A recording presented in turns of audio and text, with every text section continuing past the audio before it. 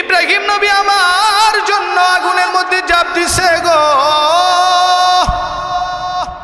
আমার জন্য জাকারিয়া নবী করাত দ্বারা দুই খণ্ডিত হয়ে গেল। আমার জন্য নূহ পয়গম্বর পাথরের আঘাতে রক্তে রঞ্জিত হয়ে গেছে গো। আমি আল্লাহ কোন নবীকে রহমাতুল লিল আলামিন বানাই নাই। আমি আল্লাহর জন্য মুসা নবী এত কষ্ট করলো গো। আমি আল্লাহ মুসা নবীকে রহমাতুল লিল আলামিন বানাই নাই। ও পয়গম্বর, আমি আল্লাহ আপনাকে এত ভালোবাসি, এত ভালোবাসি, এত ভালোবাসি। আপনি হাবিবকে আমি আল্লাহ ভালোবেসে রহমাতুল লিল আলামিন মানে গোটা কুল কায়নাতের জন্য রহমত বানাইয়া দিলাম। ও আমার হাবিব, আপনি মন বেজার করলে আমি আল্লাহ অসন্তুষ্ট হয়ে যাই। ও আমার হাবিব, আপনি খুশি হয়ে গেলে আমি আল্লাহ তাআলা খুশি হয়ে যাই। হাবিব গো, আপনি এই পরিমাণ কষ্ট করছেন, আপনি এই পরিমাণ মুজাহাদা করছেন গো। ও আমার হাবিব, আপনার কষ্টের কারণে মহান আল্লাহ রাব্বুল আলামিন এত পরিমাণের খুশি আমার আল্লাহ আমার নবীর প্রতি। জিবরাইল আলাইহিস সালাতু ওয়াস সালাম জীবদ্দশার মধ্যে আমার আপনার নবীর 63 বছর হায়াতের জিন্দেগিতে জিবরাইল আমার নবীর কাছে 24,000 বার আগমন করেছে। কোন নবীর কাছে জিবরাইলের মতন নৈকট্য প্রাপ্ত ফেরেশতা এতবার আসা যাওয়া করেনি। আমার আপনার নবীর কাছে এত পরিমাণের আসা যাওয়া করেছে কি জন্য? বলে আল্লাহ তার হাবিবকে ভালোবাসে, আল্লাহ তার হাবিবকে মহব্বত করে। আল্লাহ কোন নবী রাসূল পয়গম্বরকে আল্লাহর বাড়ি আরশে আজিম দেখাননি। দেখাইছেন? মুসা নবী মেরাজে গেছিলেন, ইব্রাহিম নবী মেরাজে গেছিলেন, দাউদ আলাইহিস সালাম মেরাজে গেছিলেন, সুলাইমান আলাইহিস সালাতু ওয়াস সালাম মেরাজে গেছিলেন। কোন নবী মেরাজে গেছেননি, শুধুমাত্র একমাত্র আমার আপনার নবী মেরাজের মধ্যে গেছেন। জোরে কন্না সুবহানাল্লাহ।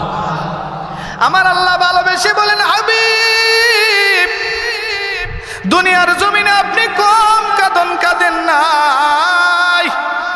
আপনার মা নাই, আপনার বাবা নাই, আপনার দাদা নাই, চাচা নাই, মক্কার কেউ নাই গো।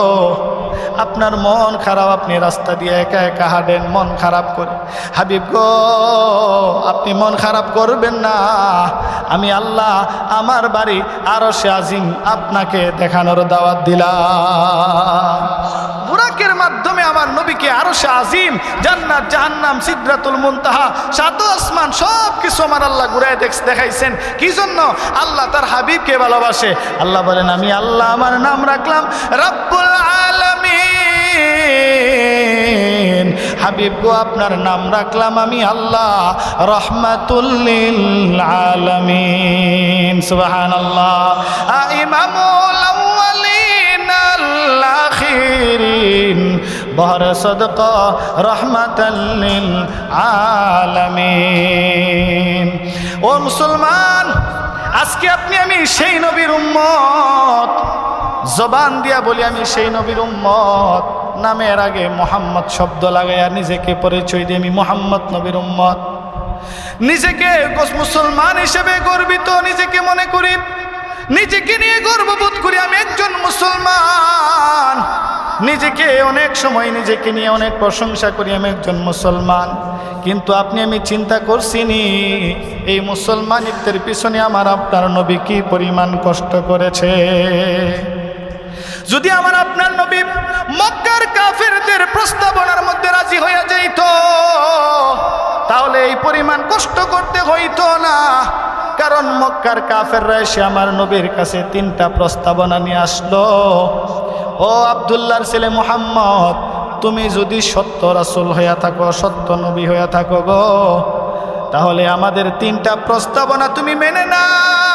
এই তাম পৃথিবীর মধ্যে আল্লাহ বলনেওয়ালা, ডাকনেওয়ালা, আল্লাহর হুকুম মাননেওয়ালা, আল্লাহর ইবাদত বন্দিগি করনেওয়ালার সংখ্যা কম না বেশি? অনেক বেশি। সবাই আল্লাহর হুকুম মানতেছে, আল্লাহর বিধান অনুযায়ী তাদের জীবন পরিচালিত করতেছে। এই সকল মানুষের মধ্যে যে আল্লাহ তাআলা আমাকে যাচাই করে বাছাই করে মহাব্বত করে ভালোবেসে তার ঘরে নিয়ে আসছে, এই জন্য আমরা আরেকবার বলি না আলহামদুলিল্লাহ। আলহামদুলিল্লাহ। আল্লাহ রাব্বুল আলামিন এত বড় মেহেরবান, এত বড় দয়াবান, তিনি না চাইতে আমাদেরকে মুসলমান আম্মা আব্বার ঘরে জন্ম দিয়া পাঠাইছেন, ঠিক কিনা ভাই? আল্লাহর কাছে কোনোদিন বলছি আমরা যে আল্লাহ আমাদেরকে মুসলমান আম্মা আব্বার ঘরে জন্ম দিয়েন, সর্বশ্রেষ্ঠ নবী, জিন্দা নবী, হায়াতুন নবী, দু জাহানের বাদশাহ নবীর উম্মত বানায়েন? বলছি আল্লাহর কাছে? বরং বিনা দরখাস্তে না চাইতেই তিনি আমাদেরকে শ্রেষ্ঠতম উপহারটা দান করছেন, আমাদেরকে মুসলমান বানায়া দুনিয়াতে জন্মগ্রহণ করে দুনিয়াতে পাঠাইছেন, আলহামদুলিল্লাহ। এবং সর্বশ্রেষ্ঠ রাসূলের সর্বশ্রেষ্ঠ উম্মত বানায়া আমাদেরকে দুনিয়াতে পাঠাইছেন, আলহামদুলিল্লাহ। এজন্য কেউ যদি এই কথা বলে যে আমি মুসলমান হইয়া ঠইকে গেলাম, আমি শ্রেষ্ঠ নবীর শ্রেষ্ঠ উম্মত হয়ে ঠকে গেলাম, সেজন্য বুকার সাগরে বসবাস করে। এই কথা বলার সুযোগ নাই আমি ঠকে গেছি, বরং না, আমি সব সময় জিতছিলাম, সব সময় আল্লাহ আমাকে লাভবান অবস্থার মধ্যে রাখছে। কারণ এমন একজন নবীর উম্মত আল্লাহ আমাকে আপনাকে বানাইছেন, যে নবীর উম্মত হওয়ার জন্য নবীরা আল্লাহর কাছে দরখাস্ত জানাইছেন। হুজুর কারেন্ট চলে গেছে। এমন একজন নবীর উম্মত আল্লাহ আপনি আমাকে বানাইছেন, যে নবীর উম্মত হওয়ার জন্য নবীরা আল্লাহর কাছে দরখাস্ত জানাইছেন। আখের সর্বশেষ হযরত ঈসা আলাইহিস সালাতু ওয়াস সালামের দরখাস্তকে আল্লাহ তাআলা কবুল করছেন, মঞ্জুর করছেন, পছন্দ করছেন এবং তিনাকে চতুর্থ আসমানে আল্লাহ উঠায় নিছেন। কিয়ামতের পূর্বে আল্লাহ তাআলা তিনাকে দুনিয়াতে পাঠাইবেন, তবে নবী হিসেবে না, বরং উম্মতের মধ্যে শ্রেষ্ঠ উম্মত বানায় আল্লাহ তিনাকে জমিনে পাঠাইবেন। এই ওয়াদাকার আল্লাহ। আল্লাহ তাআলা তার হাবিবকে এই পরিমাণ ভালোবাসছেন, তার হাবিবকে এই পরিমাণ ইজ্জত দিছেন, তার বন্ধুকে এই পরিমাণ সম্মান দিছেন, এই পরিমাণ মাকাম দান করছেন। সকল নবীগণ আল্লাহকে খুশি করার জন্য তৈয়ার, আর আমার আল্লাহ, আমার হাবিব, আমার রাসূল, আমার নবী মুহাম্মদুর রাসূলুল্লাহ সাল্লাল্লাহু আলাইহি ওয়াসাল্লামকে ভালোবাসতে, খুশি করতে আল্লাহ নিজে তৈয়ার। সুবহানাল্লাহ। মুসা আলাইহিস সালাতু ওয়াস সালাম আল্লাহর সাথে কথা বলছেন, কোথায় যাইয়া ভাই? তুর পর্বতে যাই। মুসা নবী আল্লাহর কাছে কোনো কিছু আবদার জানাইছেন তুর পর্বতে যাইয়া। এত কষ্ট করলেন, ফেরাউনের বাড়িতে লালিত পালিত হইলেন, সব আত্মীয় স্বজন ফালাইয়া নবী মুসা আলাইহিস সালাতু ওয়াস সালাম ফেরাউনের বাড়িতে বসবাস করলেন, আল্লাহ লালন পালন করলেন সবচেয়ে বড় দুশমন ফেরাউনের বাড়িতে। শেষ পর্যন্ত ফেরাউনের আক্রমণের শিকার হইলেন পয়গম্বর মুসা আলাইহিস সালাতু ওয়াস সালাম। তুর পর্বতের চূড়ার মধ্যে উঠে যে নবী সরাসরি আল্লাহর সাথে কথা বলতেন, যার লকব ছিল মুসা কালিমুল্লাহ, মুসা কালিমুল্লাহ, সেই নবী ফেরাউনের দ্বারা আক্রান্ত হইয়া তিনি নীল দরিয়ার সামনে দাঁড়ায় গেলেন। আল্লাহ আদেশ করলেন, মুসা হাতের লাঠি দিয়ে আঘাত করো, পানির মধ্যে রাস্তার ব্যবস্থা করে দিব আমি আল্লাহ। সুবহানাল্লাহ। মুসা আলাইহিস সালাম আঘাত করছেন, রাস্তা খুলে দিছেন কে? বলেন না, কে খুলে দিছেন? আল্লাহ। আল্লাহ খুলছেন না, আল্লাহ খুলে দিছেন। কিন্তু আল্লাহ তাআলা মুসা নবীকে শ্রেষ্ঠ নবী বানান নাই। ইব্রাহিম নবী আলাইহিস সালাতু ওয়াস সালাম আল্লাহকে ভালোবাসা নিজের সন্তান ইসমাইলকে জবাই করে দিছেন, কিন্তু আল্লাহ শ্রেষ্ঠ নবী বানান নাই, হাবিবুল্লাহ বানান নাই। মুসা আলাইহিস সালাতু ওয়াস সালাম নীল দরিয়ার সামনে দাঁড়াইছেন আল্লাহকে খুশি করার জন্য, কিন্তু আল্লাহ তাআলা মুসা আলাইহিস সালাতু ওয়াস সালামকে পর্যন্ত হাবিবুল্লাহ বানাননি। সকল নবীগণ জাকারিয়া আলাইহিস সালাতু ওয়াস সালাম করার দ্বারা দ্বিখণ্ডিত হয়ে গেছেন, তবু আল্লাহ তাআলা হাবিবুল্লাহ বানাননি। নূহ আলাইহিস সালাতু ওয়াস সালাম 950 বছর দিনের দাওয়াত দিয়েছেন, প্লাবিত হয়ে গেছে সারা পৃথিবী। নবী নূহ আলাইহিস সালাতু ওয়াস সালাম কিস্তি তৈরি করলেন, কিস্তির মধ্যে দীর্ঘদিন ছিলেন, এত কষ্ট মুজাহাদা করছেন, সারা শরীর মুবারক রক্তে রঞ্জিত হয়ে গেছে। এরপরও আল্লাহ তাআলা নূহ নবী আলাইহিস সালাতু ওয়াস সালামকে হাবিবুল্লাহ বানাননি। আদম নবী 350 বছর তো কাঁদছেন, আল্লাহ তাআলা আদম নবীকে হাবিবুল্লাহ বানাননি। সকল নবীগণ কষ্ট করছেন, মেহনত করছেন, মুজাহাদা করছেন, পরিশ্রম করছেন আল্লাহকে খুশি করার জন্য। কিন্তু আল্লাহ কোন নবী রাসূল পয়গম্বরকে হাবিবুল্লাহ বানাননি, আল্লাহর বন্ধু বানাননি, শ্রেষ্ঠ বন্ধু বানাননি। বন্ধু বানাইছেন কিন্তু আমার নবীর মতন শ্রেষ্ঠ বন্ধু বানাননি। কিন্তু আমার নবী, আপনার নবী এই পরিমাণ কষ্ট করছেন, মুজাহাদা করছেন, কান্নাকাটি করছেন, আল্লাহকে ভালোবাসছেন। আল্লাহ খুশি হইয়া আমার আপনার নবীকে হাবিবুল্লাহ লকব লাগাই দিয়েছেন। এমন হাবিবুল্লাহ লকব বানাই দিয়েছেন। কুরআনুল কারীমে আল্লাহ তাআলা বয়ান করতেছেন, সূরা আলে ইমরানের 31 নম্বর আয়াতে আল্লাহ বলেন, কুল ইন কুনতুম তুহিব্বুনাল্লাহ, কুল ইন কুনতুম তুহিব্বুনাল্লাহ ফাত্তাবিউনি ইউহিব্বুকুমুল্লাহ, ফাত্তাবিউনি ইউহিব্বুকুমুল্লাহ ওয়া ইয়াগফির লাকুম যুনুবাকুম ওয়াল্লাহু গফুরুর রহিম। আমার আল্লাহ বলেন, হাবিব তামাম দুনিয়ার মানুষদেরকে জানাইয়া দেন গো, আমি আল্লাহকে যদি বিশ্বের মানুষ ভালোবাসতে চাই, হাবিব আমার আপনি এলান করে দেন, আল্লাহকে যদি তোমরা ভালোবাসতে চাও আমি মুহাম্মদ নবীর অনুসরণ করো। আল্লাহকে ভালোবাসতে গেলে কার অনুসরণ করা লাগবে? নবীজির অনুসরণ করা। এরপরে আমার আল্লাহ বলেন, হাবিব আপনি এলান করে দেন, আল্লাহকে যদি তোমরা ভালোবাসতে চাও তাহলে আমি মুহাম্মদ সাল্লাল্লাহু আলাইহি ওয়াসাল্লামকে অনুসরণ করো গো। আমি নবীকে যদি অনুসরণ করতে পারো গো, আল্লাহ রাব্বুল আলামিন তোমাদেরকে ভালোবাসবেন। সুবহানাল্লাহ। শুধু আমার আল্লাহ ভালোবাসবেন না, বরং আমার আল্লাহ কুরআনুল কারীমের মধ্যে বয়ান করছেন, শুধু আমার আল্লাহ নবীকে অনুসরণ করার কারণে ভালোবাসবেন না গো, বরং আমার আল্লাহ বলেছেন আমার নবীকে অনুসরণ করলে আমি আল্লাহ তোমাদেরকে ভালোবাসবো। শুধু তা না, বরং আমি আল্লাহ তোমাদের অতীত জিন্দেগীর গুনাহগুলোকে মাফ করে দেব। সুবহানাল্লাহ। আমার নবীকে অনুসরণ করলে আমার আল্লাহ ভালোবাসার ওয়াদা করেছেন। আমার নবীকে ভালো অনুসরণ করলে আমার আল্লাহ ক্ষমার ওয়াদা করেছেন। আমার নবীকে ভালোবাসলে গো আমার আল্লাহ জীবন যৌবন সব কিছু আলোকিত করে দিবে। এই ওয়াদা আমার আল্লাহ কুরআনুল কারীমের মধ্যে করেছেন। ১৫০০ বছর পূর্বে আমার আল্লাহ কোরআনের আয়াত নাজিল করেছেন। আমার আল্লাহ আমার আপনার নবীর চরিত্র সম্পর্কে আল্লাহ নিজেই বয়ান করেছেন, ওয়া ইন্নাকা লাআলা খুলুকিন আযীম। সুবহানাল্লাহ। আমার আল্লাহ বলেন, নিশ্চয় আমি আল্লাহ ও হাবিব আপনাকে মহান চরিত্র অধিকারী বানাইছি। কিয়ামত পর্যন্ত যত মানুষ আসবে চরিত্রওয়ালা থাকবে, কিন্তু মহান চরিত্রওয়ালা হবে না।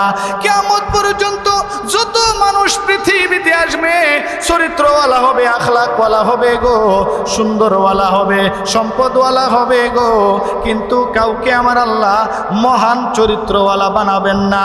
একমাত্র শুধুমাত্র কেবলমাত্র আমার আপনার নবীকে আমার আল্লাহ মহান চরিত্রের অধিকারী বানাইছেন। সুবহানাল্লাহ।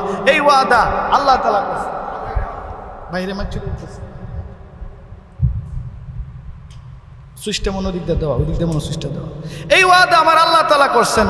ওই দিক দিয়ে এই ওয়াদা আমার আল্লাহ তাআলা করছেন যে আপনি যখন আল্লাহর হাবিবকে ভালোবাসবেন, মহব্বত করবেন, তখন আল্লাহ তাআলা আপনাকে ভালোবাসবেন। এই ওয়াদা কার? আল্লাহ তাআলার। আপনি যখন নবীকে অনুসরণ করবেন তখন আল্লাহ তাআলা আপনাকে ভালোবাসবে। তার ভিতরে যে লাল বাতিটা এমন সুইচটা নিভাই দিয়েছে, লাল বাতিটা আছে না? ওই যে ভিতরে লাল বাতিটা দিল সর্ব লাল বাতিটা আছে না? জি জি আসছে আসছে, লাল বাতিটা ঘুরে দিলে আসবো। জিয়া ভাই কই? জিয়া ভাই তো যেই কথাটা বলতেছিলাম ভাই, আওয়াজ তো শোনা যেতেছে নাকি? তা শুনেন, যেই কথাটা বলতেছিলাম, আল্লাহর হাবিবকে ভালোবাসলে, আল্লাহর হাবিবকে মহব্বত করলে, আল্লাহর হাবিবকে অনুসরণ করলে আল্লাহ তাআলা মাফের ওয়াদা করছেন, আল্লাহ নিজে ভালোবাসবেন, এই ওয়াদাও আল্লাহ কুরআনুল কারীমের মধ্যে বয়ান করছেন। এখন আসেন, ভালোবাসা এবং অনুসরণ এই দুইটার মধ্যে পার্থক্য আছে কিনা? কত পার্থক্য? অনেক পার্থক্য।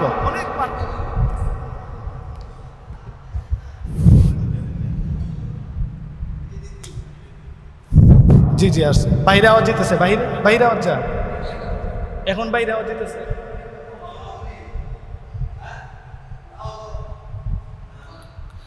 আমার আল্লাহ তাআলা কুরআনুল কারীমের মধ্যে এই ওয়াদাটা করছেন, আমার আপনার নবীকে অনুসরণ করার মাধ্যমে আল্লাহ ক্ষমা এবং ভালোবাসার ওয়াদা করছেন। সুবহানাল্লাহ।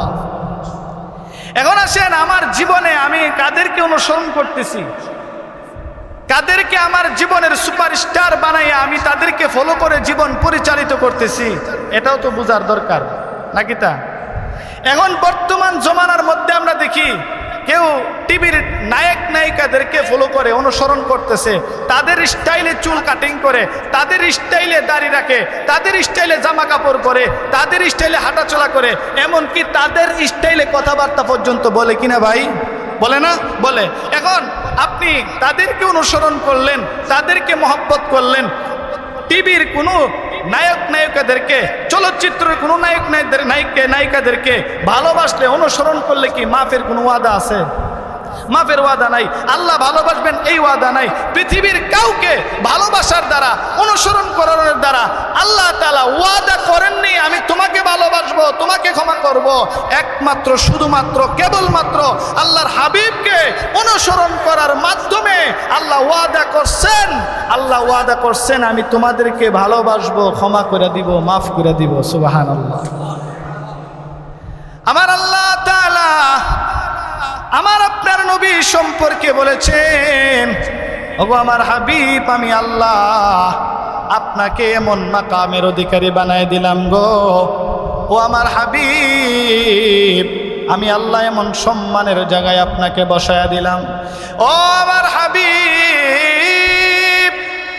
সারা দুনিয়ার সকল মানুষ এক জায়গার মধ্যে জমা হইয়া, ও আমার হাবিব আপনার প্রশংসা যদি করতে থাকে, হাবিব গো আমি আল্লাহ আপনাকে এমন মাকাম দান করলাম, তামাম দুনিয়ার সকল মানুষ এক জায়গায় জমা হইয়া আপনার প্রশংসা করলেও আপনার প্রশংসা শেষ হবে না। আমি আল্লাহ তাআলা যে ইজ্জতের মাকামের, আমি আপনার নবীকে সেই ইজ্জতের মাকামের বানায়া দিলাম। আল্লাহ তাআলা বলেন, হাবিব ইব্রাহিম নবী আমার জন্য আগুনের মধ্যে ঝাঁপ দিছে গো, আমার জন্য জাকারিয়া নবী করার দ্বারা দুই খণ্ডিত হয়ে গেল, আমার জন্য নূহ পয়গম্বর পাথরের আঘাতে রক্তে রঞ্জিত হয়ে গেছে গো। আমি আল্লাহ কোন নবীকে রহমাতুল লিল আলামিন বানাই নাই। আমি আল্লাহর জন্য মুসা নবী এত কষ্ট করলো গো,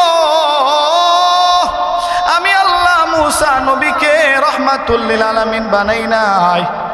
ও পয়গম্বর, আমি আল্লাহ আপনাকে এত ভালোবাসি, এত ভালোবাসি, এত ভালোবাসি, আপনি হাবিবকে আমি আল্লাহ ভালোবেসে রহমাতুল লিল আলামিন মানে গোটা কুল কায়নাতের জন্য রহমত বানায়া দিলাম। ও আমার হাবিব, আপনি মন বেজার করলে আমি আল্লাহ অসন্তুষ্ট হয়ে যাই। ও আমার হাবিব, আপনি খুশি হয়ে গেলে আমি আল্লাহ তাআলা খুশি হয়ে যাই। হাবিব গো, আপনি এই পরিমাণ কষ্ট করছেন, আপনি এই পরিমাণ মুজাহাদা করছেন গো। ও আমার হাবিব, আপনার কষ্টের কারণে মহান আল্লাহ রাব্বুল আলামিন এত পরিমাণের খুশি আমার আল্লাহ আমার নবীর প্রতি। জিবরাইল আলাইহিস সালাতু ওয়াস সালাম জীবদ্দশার মধ্যে আমার আপনার নবীর 63 বছর হায়াতের জিন্দেগিতে জিবরাইল আমার নবীর কাছে 24,000 বার আগমন করেছে। কোন নবীর কাছে জিবরাইলের মতো নৈকট্যপ্রাপ্ত ফেরেশতা এতবার আসা যাওয়া করেনি। আমার আপনার নবীর কাছে এত পরিমাণের আসা যাওয়া করেছে কি জন্য? বলে আল্লাহ তার হাবিবকে ভালোবাসে, আল্লাহ তার হাবিবকে মহব্বত করে। আল্লাহ কোন নবী রাসূল পয়গম্বরকে আল্লাহর বাড়ি আরশে আজিম দেখাননি, দেখাইছেন। মুসা নবী মেরাজে গেছিলেন, ইব্রাহিম নবী মেরাজে গেছিলেন, দাউদ আলাইহিস সালাম মেরাজে গেছিলেন, সুলাইমান আলাইহিস সালাতু ওয়াস সালাম মেরাজে গেছিলেন। কোন নবী মেরাজে গেছেননি, শুধুমাত্র একমাত্র আমার আপনার নবী মেরাজের মধ্যে গেছেন। জোরে কন্যা সুবহানাল্লাহ। আমার আল্লাহ ভালোবেসে বলেন, হাবিব দুনিয়ার জমিনে আপনি কম কাঁদন কাঁদেন নাই, আপনার মা নাই, আপনার বাবা নাই, আপনার দাদা নাই, চাচা নাই, মক্কার কেউ নাই গো। আপনার মন খারাপ, আপনি রাস্তা দিয়ে একা একা হাঁটেন, মন খারাপ করে। হাবিব গো আপনি মন খারাপ করবেন না, আমি আল্লাহ আমার বাড়ি আরশে আজিম আপনাকে দেখানোর দাওয়াত দিলাম। বুরাকের মাধ্যমে আমার নবীকে আরশে আজিম, জান্নাত, জাহান্নাম, সিদরাতুল মুনতাহা, সাত আসমান সব কিছু আমার আল্লাহ ঘুরায় দেখাইছেন। কি জন্য? আল্লাহ তার হাবিবকে ভালোবাসে। আল্লাহ বলেন, আমি আল্লাহ আমার নাম রাখলাম রব্বুল আলামিন।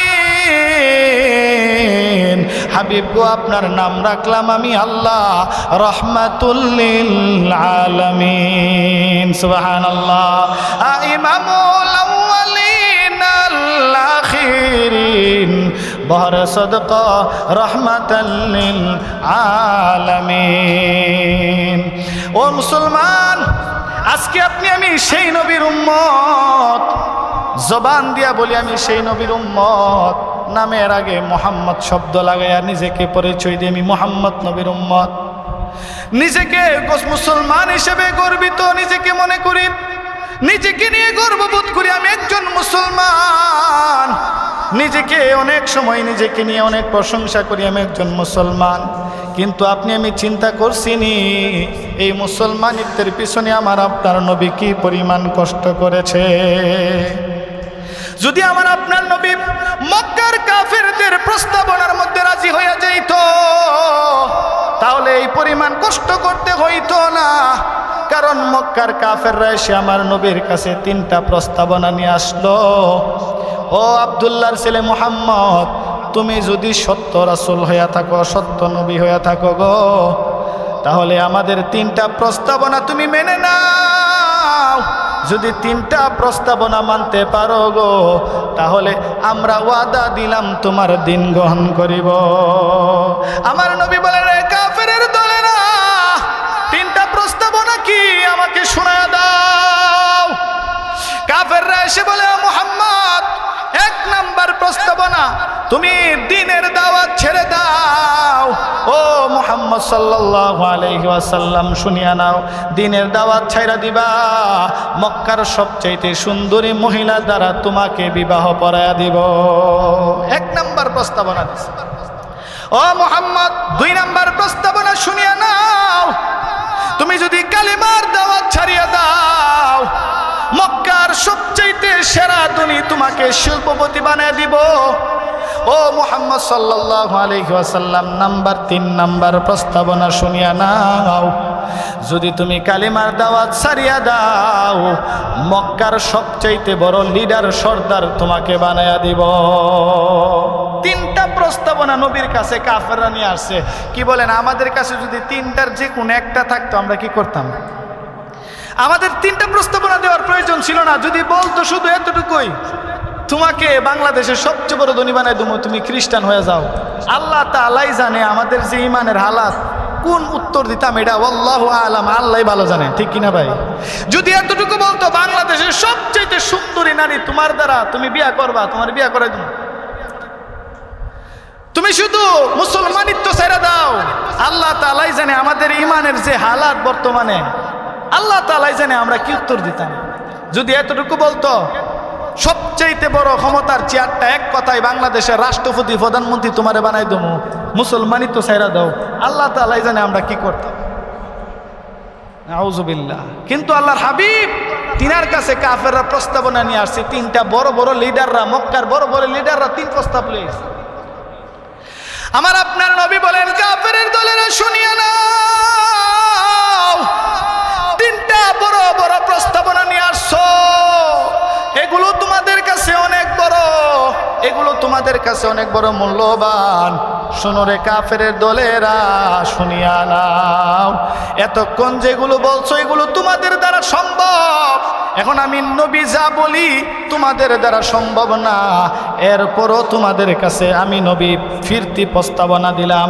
ওই আসমানের চন্দ্র যদি এক হাতে এনে দাও, সূর্য যদি এক হাতে এনে দাও, এটা যেমন তোমাদের দ্বারা অসম্ভব, আল্লাহ তাআলা আমার উপর যে দিন অর্পিত করেছেন ওই দিনের দাওয়াত বন্ধ করা আমির নবীর জন্য ঠিক এমন অসম্ভব। প্রস্তাবনা জানাই দিছে তাদেরকে, তোমরা তিন প্রস্তাবনা নিয়ে আসছো, আমিও তোমাদেরকে একেবারে ক্লিয়ার প্রশ্নের উত্তর দিয়ে দিলাম। আসমানের চন্দ্র সূর্য, এক হাতে চন্দ্র এক হাতে সূর্য যদি রাখো, রাখতে পারবে না, যদি রাখো এটা যেমন তোমাদের দ্বারা অসম্ভব, আমার দ্বারাও দ্বীনের দাওয়াতের কাজ করা, দাওয়াতুত তাবলীগের কাজ করা, কালিমার মেহনত করা, এক সেকেন্ডের জন্য বন্ধ করা এমন অসম্ভব। জোরে কন্যা সুবহানাল্লাহ। তাহলে আমার আপনার নবী কি করছেন? প্রস্তাবনারে প্রত্যাখ্যান করে দিছেন। কার জন্য? আমার আপনার জন্যই তো নাকি? আমার আপনার জন্য না ভাই, আমার আপনার জন্য। এত বড় প্রস্তাবনাকে নবী প্রত্যাখ্যান করে দিছেন। কি বলেন? নবী যদি মক্কার সেই কাফেরদের প্রস্তাবনাকে গ্রহণ করতেন, তাহলে নবীজি সাল্লাল্লাহু আলাইহি ওয়াসাল্লাম কি সম্মান কম পাইতেন? ইজ্জত কম পাইতেন? সম্পদ কম পাইতেন? সুন্দরী বিবি পাইতেন না? মক্কার সবচেয়ে বড় সম্পদওয়ালা থাকতেন। কিন্তু আমার নবী প্রস্তাবনাকে প্রত্যাখ্যান করে দিয়েছেন। আল্লাহ তাআলা খুশি হয়ে গেছেন।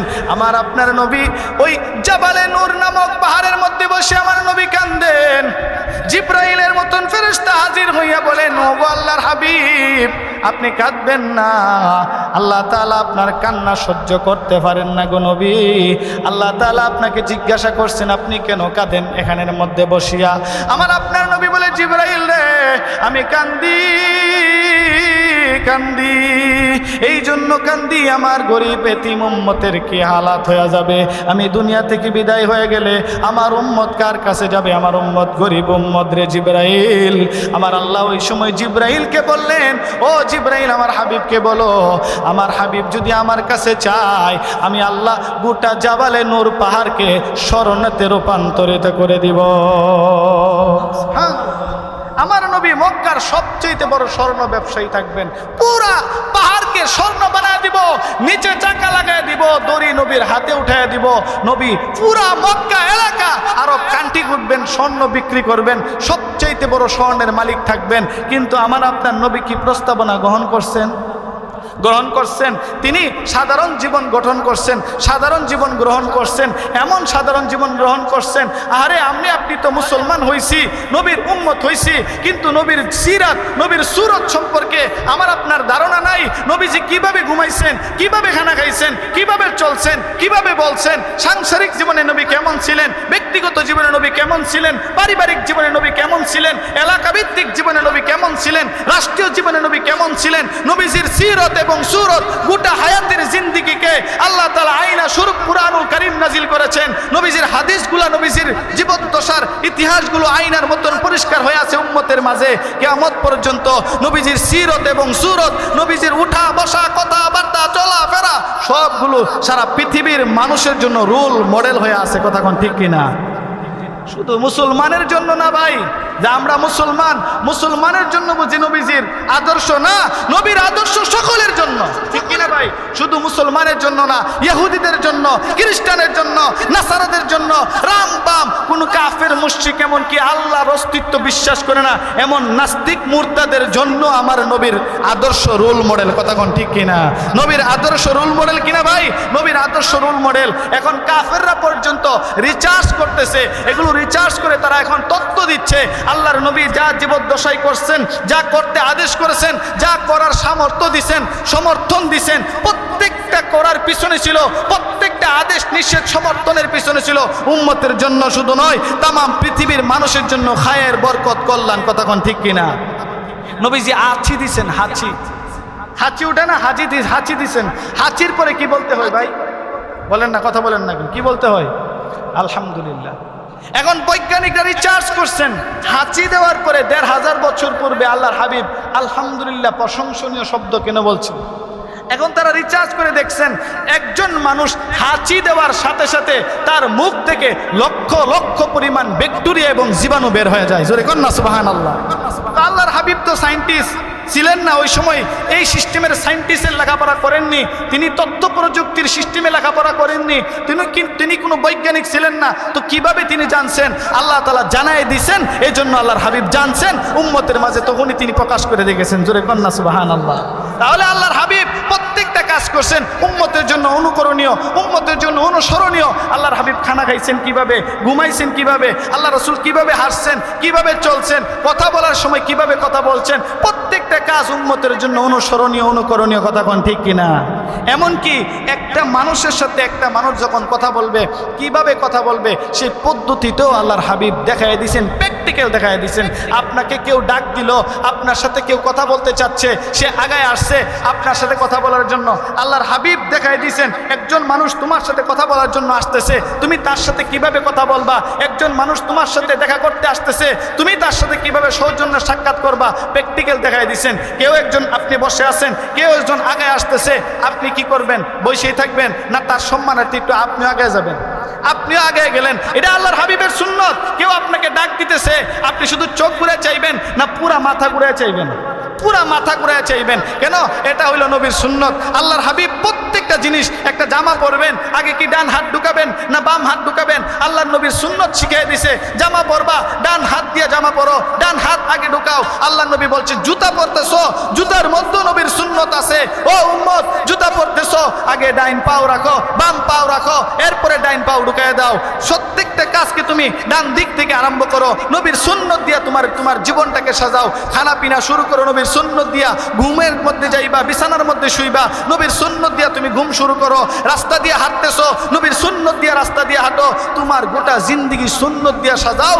আল্লাহর হাবিব বলেন মান আহাব্বা সুন্নতি ফাকাদ আহাব্বানি ওয়া মান আহাব্বানি ফাকানা মাই ফিল জান্নাহ। আল্লাহর হাবিব সাল্লাল্লাহু আলাইহি ওয়াসাল্লাম বলেন, ও আমার উম্মত, তুমি যদি আমি নবীর সুন্নতকে ভালোবাসো, মান আহাব্বা সুন্নতি, যদি তুমি আমি নবীর সুন্নতকে ভালোবাসো, ফাকাদ আহাব্বানি, আমি নবীকে ভালোবাসা হবে। ওয়া মান আহাব্বানি কানা মাই, মজ্জানিয়া না, তুমি যদি আমি নবীকে ভালোবাসো, আমার সুন্নতকে ভালোবাসো, তাহলে জেনে নাও কানা মাই ফিল জান্নাহ, তুমি আমার সাথে আল্লাহর তৈরি জান্নাতি হয়ে যাইবা। কিন্তু আফসোস, আজকে আমরা এমন এক জমানার মধ্যে হাজির হয়েছি, নবীর সুন্নতের আদর্শের ইতিহাসগুলো আমরা জানবো দূরের কথা। নবীজি কিভাবে খানা খাইছেন, কিভাবে ঘুমাইছেন, কিভাবে চলছেন, কিভাবে বলছেন, ব্যক্তিগত জীবন, পারিবারিক জীবন, সাংসারিক জীবন, রাষ্ট্রীয় জীবন, গোটা হায়াতের জিন্দেগি কিভাবে তিনি পরিচালিত করছেন, আমরা সেই ইতিহাসটাই জানি না। কথা কোন ঠিক কিনা? আরে মুসলমান কেমন মুসলমান হয়েছি যদি জিজ্ঞাসা করি, ও মুসল্লি, আপনার বয়স তো 60 বছর, আপনার বয়স তো 50 বছর, বলেন তো ইসলামের 4 জন খলিফার নাম, হাঁ করে তাকায় থাকবো, বলতে পারেন না। আফসোস, কেমন আফসোস।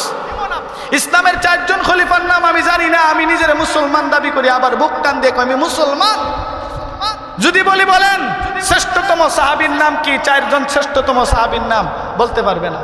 আবু বকর সিদ্দিক কে ছিলেন, উমরে ফারুক কে ছিলেন, উসমান গনি কে ছিলেন, আলী রাদিয়াল্লাহু আনহুম আজমাইন তিনারা কে ছিলেন, এক একটা সাহাবীর জীবন ইতিহাসগুলো আমাদের সামনে বয়ান করো, হা করে তাকায় থাকবে, ইতিহাসগুলো জানে না। কেন জানে না? আরে এগুলা নিয়ে আমরা রিচার্জ করি না, সারাদিন দুনিয়া নিয়ে রিচার্জ করি, কে কি করলো, কে কি বললো, এইগুলা নিয়ে সারাক্ষণ মাথা কামানির মধ্যে আমরা আমরা পড়ে থাকি, উমুকের গিবত তুমুকের গিবত, কত মিথ্যা কথা, গিবত শাকায়াত, এগুলার স্তূপের মধ্যে এক কথা গুনার স্তূপের মধ্যে যেন আমরা 24 ঘন্টা পড়ে রয়েছি। ঠিক কিনা ভাই, ঠিক কিনা? এই জন্য আমরা ইতিহাসগুলো জানি না। যদি আজকে আমরা ইতিহাসগুলো নিয়ে চর্চা করতাম, প্রত্যেকটা জিনিস নিয়ে যদি আমরা চর্চা করতাম, বলা বলি করতাম, একজন আরেকজনকে শোনাইতাম, তাহলে আমরা অনেক ইতিহাস জানতে পারতাম। কিন্তু আফসোস এগুলো আমরা জানি না। মসজিদে আসছি নামাজ পড়ার জন্য, এখন আমার নামাজটা কিভাবে পড়বো? এখানে তো নবীর তরিকা আছে না নাই? আছে না নবীর তরিকা? নাকি আমি নিজে থেকে আইসা আল্লাহু আকবার নিয়ত বানলাম, সালাম ফিরে নিলাম, শেষ নামাজ হয়ে গেল? না, এখানে নবীর তরিকা আছে। আপনি নবীর তরিকার বাইরে যাবেন, আপনার ইবাদত বন্দেগী আল্লাহর দরবারে মাকবুল হবে না। আর ইবাদতের মধ্যে নবীর তরিকা আসবে, এই ইবাদত আল্লাহর কাছে পছন্দনীয় হয়ে যাবে। যদি কন্যা ঠিক কিনা? এই ইবাদত আল্লাহর কাছে পছন্দনীয় হয়ে যাবে। এখন আপনি নামাজ পড়তে আসছেন, কি করলে আপনার নামাজটা হবে, কি করলে নামাজ হবে না, এগুলোর মাস্তামাসেল যদি না জানেন, তাহলে ভাই কিয়ামত পর্যন্ত যদি হায়াত পান আর নামাজ পড়তে থাকেন, এই নামাজে কি ফায়দা হবে? কথা বলেন না কেন? এই নামাজে কি ফায়দা? অসম্ভব, সম্ভব না। কেন? আপনি কোনো কিছুই জানেন না, মাসলা মাসাইল জানেন না। এই জন্য আল্লাহর হাবিবের গোটা জিন্দেগি আমার আপনার সামনে আয়না, আমার আপনার সামনে রোল মডেল, আমার আপনার সামনে আদর্শ, এগুলাকে নিজের জীবনে ফিট করতে হবে। শুধু বয়ান শুনলাম, জুমার নামাজের বয়ানে একটু মনটা নরম হইলো, মসজিদ থেকে বের হইলাম, আবার সে আগের মতন হুসলিংটি দিয়া ক্ষেতের মধ্যে নেমে গেলাম গা, আরেকজনের লাইল কুবাইয়া নিজের লাইলের ভিতরে ঢুকাই নিলাম। এই দ্বারা কি আমি কোনোদিন এই কাজ করলে জান্নাতে যাওয়া সম্ভব? সম্ভব কিনা ভাই? সম্ভব? সম্ভব না।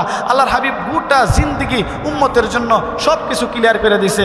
এই জন্য আপনি আমার হায়াতে জিন্দেগি কোন পথে পরিচালিত করব, কিভাবে হায়াতকে সাজাবো, এগুলো প্র্যাকটিক্যাল আল্লাহ তাআলা তার হাবিবকে দুনিয়াতে পাঠাইয়া প্র্যাকটিক্যাল নবী সাহাবায়ে কেরামের সামনে সব কিছু দেখাই দিছেন, ক্লিয়ার করে দিছেন, পরিষ্কার করে দিছেন। এগুলো যদি আমরা না মানি ভাই, এতে আল্লাহর হাবিবের কি হবে, আল্লাহ তাআলারই কি হবে? আল্লাহ তাআলা যেই মাকামের, আল্লাহর হাবিব যেই মাকামের, সেই মাকামেরই থাকবেন। বরং আমি আপনি আল্লাহর হুকুম রাসূলের তরিকায় না চললে আমার আপনার জীবনই ধ্বংস। কথা কোন ঠিক কিনা? ঠিক কিনা ভাই? এখন আসেন, গুনার কাজ করা কি ভালো কাজ না খারাপ কাজ? খারাপ কাজ। কেমন খারাপ কাজ? অনেক খারাপ কাজ। এখন গুনাহটা যদি হয় সুদের মতন গুনাহ, এটা কেমন হয়ে গেল? আমি তো মুসলমান, নবীর উম্মত নিজেকে দাবি করি, এখন আমি সুদ খাইতেছি, আমার বয়স হয়ে গেছে 60 বছর 50 বছর, 2 দিন পরে মারা যাবো, কিন্তু আমার খাতার মধ্যে সুদখোর নাম লেখা, আমার নাম সুদখোর লেখা। সবাই জানে গ্রামের টাটকা সুদখোর। আমি তো নিজের নবীর উম্মত দাবি করি, হাসরের ময়দানে নবীর সুপারিশ করবেন। এখন আমি সুদখোর হয়ে থাকলে কি নবীর সুপারিশ পাওয়া সম্ভব? সম্ভব? সম্ভব না। গোটা জিন্দেগি আমি সুদের সাথে শেষ করে দিলাম, গোটা জিন্দেগি ঘুষের সাথে শেষ করে দিলাম, গোটা জিন্দেগি হারামের সাথে শেষ করে দিলাম। আর এই মানুষের গীবত করলাম, শেকায়াত করলাম, অমুকে ভালো না, তমুকে ভালো না, এমুক কি করছে, ছিমুকে সেই করছে, এতগুলো বিষয় তুইলা দিরা আমার জীবনকে ধ্বংস করলাম, ওই আমার দুনিয়া ধ্বংস হয়ে গেল, আখিরাত ধ্বংস হয়ে গেল। কিন্তু যার গীবত করলাম, যার শেকায়াত করলাম, যার নিয়ে নিন্দা করলাম, যার বদনাম করলাম, তার তো কোনো লস হয়েছে না, বরং তার আমল নামার গুনাহগুলো আমার আমল নামার মধ্যে এড হয়ে গেছে। তো এই জন্য মদিনার নবী বলছেন যে তুমি তোমার গোটা জিন্দেগিকে এমন ভাবে সাজাও যেন তোমার মৃত্যুর পরেও তুমি দুনিয়াতে অমর হয়ে থাকো, যেন তুমি মৃত্যুর পরেও দুনিয়াতে জিন্দা থাকো, মানুষ যেন তোমাকে মৃত না ভাবে। তুমি যেন দুনিয়াতে এমন ভাবে চলো একজন মুসাফিরের মতন। সাহাবায়ে কেরাম কত বড় উচ্চ তবকার সাহাবী ছিলেন। হযরত সিদ্দিক আকবর, হযরত উমরে ফারুক কত উচ্চ তবকার সাহাবী ছিলেন। রাস্তা দিয়ে যখন হাঁটতেন গাছের পাতা হাতে নিয়ে বলতেন, আরে আমি যদি উমর মানুষ না হইয়া গাছের পাতা হইতাম, কোন একটা পশু পাখি খাইয়া ফেলতো, হাসরের ময়দানে আল্লাহর দরবারে জবাব দেওয়া লাগতো না। ও মুসলমান, এত বড় উচ্চ তবকার সাহাবী হইয়াও যদি এই পরিমাণ আফসোস থাকতে পারে, আপনি কোন লেভেলের নামাজি হয়ে গেছেন, আপনি কোন লেভেলের মুসলমান হয়ে গেছেন? আপনি এত গুনাহ, অন্যায়, অপরাধ, সুদ, ঘুষ, হারাম কাজ কারবার কইরা, এত কিছু কইরা আপনি জান্নাত আশা করেন কোন হিসাবে? জান্নাতটা আশা করেন কোন হিসাবে? কোন আশায় আপনি জান্নাতের আশা করেন? কোন হিসাবে আপনি নবীর হাসরের ময়দানে আল্লাহর হাবিবের সুপারিশের আশা করেন? সাহাবায়ে কেরাম যদি এই পরিমাণ আমল করার পরও নিজের আল্লাহর সামনে আসামি বানায় দিচ্ছে। ঈদের দিন হযরত উমরে ফারুক রাদিয়াল্লাহু তাআলা আনহু তিনি ঘরের মধ্যে প্রবেশ করছেন। হযরত আবু বকর সিদ্দিক রাদিয়াল্লাহু তাআলা আনহু ঘরের মধ্যে দরওয়াজা খুলে দেখতেছেন সিদ্দিক আকবর রাদিয়াল্লাহু তাআলা মুখের মধ্যে জিহ্বার মধ্যে টানতেছেন। হযরত উমর তাকায় দেখলেন, ইন্না লিল্লাহ, হে আবু বকর সিদ্দিক, জিহ্বার মধ্যে টানতেছেন কেন? আবু বকর সিদ্দিক রাদিয়াল্লাহু তাআলা উত্তর দিছিলেন, জিহ্বার মধ্যে এই জন্য টানতেছি, এই জিহ্বার কারণে কত মানুষ জাহান্নামী হয়ে গেছে, না জানি এই জিহ্বার কারণে আমি আবু বকর সিদ্দিকও জাহান্নামী হয়ে যাব। আল্লাহু আকবার। ভাই সাহাবায়ে কেরামের এত অনুশোচনা, এত কান্নাকাটি, সাহাবায়ে কেরাম এত পরিমাণের তওবা করছেন, এরপরও সাহাবায়ে কেরাম মরণ পর্যন্ত কাঁদছেন, আফসোস করছেন, আল্লাহর কাছে দোয়া করছেন, আল্লাহ না জানি হাসরের ময়দানে আমি জাহান্নামী হয়ে যাই, না জানি হাসরের ময়দানে কোনো আমলের কারণে আমি আটকে যাই, আর আপনি আমি কোন লেভেলের মুসলমান হইলাম, আপনি আমি কোন লেভেলের মুসলমান ইমানদার হয়ে গেলাম, জান্নাতের ঠিকানা কি পায়ে ফেলছি যে আপনি আমার কান্নাকাটির দরকার নাই, গুনাহগুলো কমানোর প্রয়োজন নাই, গুনাহ চলছে তো হরদম চলছে, আরে আল্লাহ মাফ করব, সত্য আল্লাহ মাফ করব। শয়তানের সবচেয়ে বড় ধোঁকা হচ্ছে এই সুদখোর তুই সুদ খায়া যা আল্লাহ তোরে মাফ করে দিব। শয়তানের সবচেয়ে বড় ধোঁকা হচ্ছে এই ঘুষখোর তুই ঘুষ খায়া যা আল্লাহ তোরে মাফ করে দিব। শয়তানের সবচেয়ে বড় ধোঁকা হচ্ছে এই হারামখোর তুই হারাম খায়া যা আল্লাহ তোরে মাফ করে দিব। শয়তানের সবচেয়ে বড় তীর ছিল এটা, আর এই তীরের মাধ্যমে বহুত মানুষকে শয়তান জাহান্নামী বানায় ফেলতেছে। আল্লাহ মাফ করব সত্য, আল্লাহ ক্ষমা করে দিব সত্য, তবে আসামি ধরার পরে থানার মাইরটা কিন্তু ফ্রি থাকে, ঠিক না ভাই? আপনি আসামি অথবা আপনি আসামি না, আপনার নামে নামে একজন আসামি ছিল, পুলিশ এসে আপনাকে গ্রেফতার করছে, এখন আপনি বলতেছেন আরে আমি তো নামাজি তাহাজ্জুদ গুজার আল্লাহওয়ালা বুজুর্গ, আমারে ধরছেন কে লেগা? অফিসার বলতেছে থানাত গিয়া সব হিসাব হইব। এখন থানার মধ্যে আপনাকে নিল, দুই হাত বেঁধে লটকায় দিল, এখন আপনাকে যখন আঘাত করা শুরু করছে আপনি বলতেন স্যার আমি তো নির্দোষ, আমি তো কিছুই জানি না, আমি তো তাহাজ্জুদ গুজার মানুষ, জিকিরওয়ালা, আমলওয়ালা, নামাজিওয়ালা মানুষ, আপনি আমারে মারেন কেন? স্যার বলতেছে, থানার পুলিশ কর্মকর্তা বলতেছে সব হিসাব নিকাশ আদালতের ময়দানে হবে, ঠিক কি না? এখন আদালতের মধ্যে উঠার পরে সাক্ষী সুক্ষী সব কিছু হওয়ার পরে জজ আপনাকে রায় দিল আপনি নির্দোষ, আপনি বেকসুর, খালাস হয়ে গেছেন, আপনার কোনো অন্যায় নেই। এখন থানার মধ্যে যে আপনি মাইরগুলা খাইছেন, এই মাইরগুলা কোন সিস্টেমের মাইর খাইছেন? এগুলার কি ক্ষতিপূরণ সরকার আপনাকে দিবে? দিবে না, এগুলো তো ফ্রি খাইছেন। আরে ভাই আল্লাহ মাফ করব, যদি আল্লাহ আপনাকে কোন সিস্টেমে মাফ করে দেয় তো করে দিতে পারেন, এটা আল্লাহ তাআলার এখতিয়ার, কিন্তু কবরের বাড়ি তো আপনি মিস পাইতেন, কবরের মাইর থেকে তো আপনি বাঁচতে পারবেন না, কবরের আঘাত থেকে, কবরের আযাব থেকে তো আপনি বাঁচতে পারবেন না। এই জন্য আসেন তওবা করি, নিজের জীবনকে পরিবর্তন করি। আরে জীবন তো শেষ হয়ে গেছে, চুল দাড়িগুলো সাদা হয়ে গেছে, বুড়া হয়ে গেছি, দাঁত পড়ে গেছে, শরীরের শক্তি কমে গেছে, আর কতদিন বেড়াগিরি করে চলুন? 2 দিন পরে তো মাইকে এলা নেবো ইন্না লিল্লাহির আওয়াজ, ঠিক কিনা ভাই? 2 দিন পরে তো এলা নেব। এজন্য নিজেকে পরিবর্তন করেন, পরিবর্তন করার সময় এখন, কবরস্থানে চলে গেলে কিন্তু আর পরিবর্তন হওয়ার সুযোগ নাই। আল্লাহ রাব্বুল আলামিন আমাদেরকে যে কথাগুলো বলছি ভাই, হেদায়েতের নিয়তে যেন আল্লাহ তাআলা আমাদেরকে এই কথাগুলোর উপর আমল করার তৌফিক দান করেন। আসসালামু আলাইকুম ওয়া রাহমাতুল্লাহি ওয়া বারাকাতুহু।